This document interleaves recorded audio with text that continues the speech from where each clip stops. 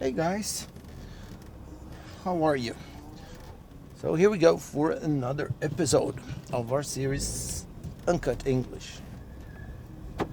So today I would like to talk to you about three contractions in English.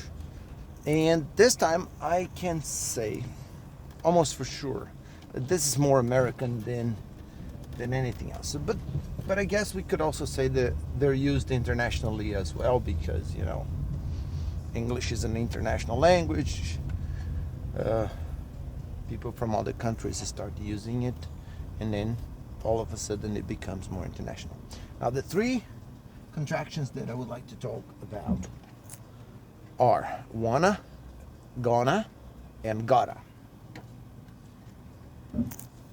And they're contractions, and if you Google them, if you look them up in a dictionary, probably the dictionary is gonna say that it's an informal way of using the language. So let's see what the contractions stand for. So let's start with wanna. So whenever you hear people, in conversation in films or American series or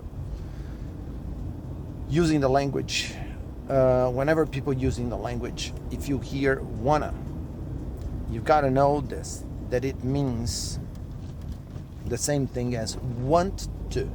So speakers, when they say wanna, actually they are contracting two words, want to. Because the verb to want can be followed by an infinitive form of another verb. For example, because a lot of times we talk about things that we want to do, we want to buy, we want to eat, places we want to go, and so on. So, if I say I want to go to the beach, actually it means I want to go to the beach. But then I suppress the infinitive particle to, and I contract them, and then I produce this sound. I wanna go, and that's it. Wanna means want to. What about go? What about gonna? Well, gonna is the same thing. This time you're contracting going with the infinitive particle of the verb of a verb. The infinitive particle is to. So when you contract going with to, you say gonna. So in English we use going to as a form of as a future form. So we have future with will, and we also have future with going to. For example, I'm going to work right now. So I'm going to work. So this is a way of expressing a future idea, future action. But in a more colloquial way, I can contract going with the infinitive particle to and say gonna. So I'm gonna work this afternoon. I'm gonna work with a student, or I'm gonna work with translation. I'm gonna work with something. Okay? Let's say we're going to a restaurant to have lunch. Then I could say, well, I'm gonna have lunch. See, instead of saying going to have lunch, which I can, which is also correct. But if I want to say this more informally, I can use this contraction, gonna. So I'm gonna have lunch. So these are the first two, wanna and gonna. And the last one is gotta. Well, if you watch television, in English, if you watch American series, if you watch American films, and if you have ever paid attention to this particular sound, I'm sure you've already heard people saying, "Oh, I gotta go." Like imagine, I don't know, two friends are somewhere, and then one of them says goodbye, and he says, before he leaves, he says, Oh, I gotta go. So what does that mean? I gotta go. Once again, got contracted with the infinitive particle to create gotta.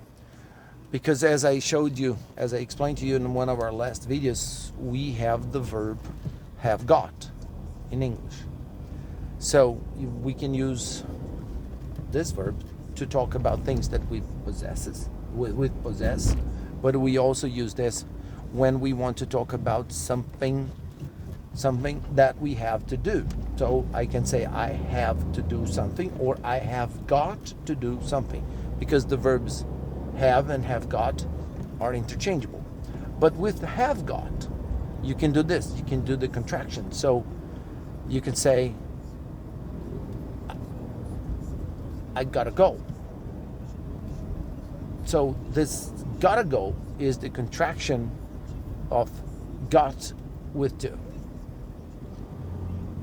And basically that's it. Okay? So wanna is the contraction of wanting to, want plus to. Gonna is the contraction of going plus to. And gotta is the contraction of got plus to. And basically, that's it. Oh, and actually, let me just add one more to this video, which is ain't. And this is pretty much an American thing as well. Ain't is a substitute. It's the negative contraction for the verb to be and for the verb to have when they're used as auxiliary verbs. For example, suppose, the verb to be is a verb and an auxiliary verb all the time anyway. But, for example, suppose I want to say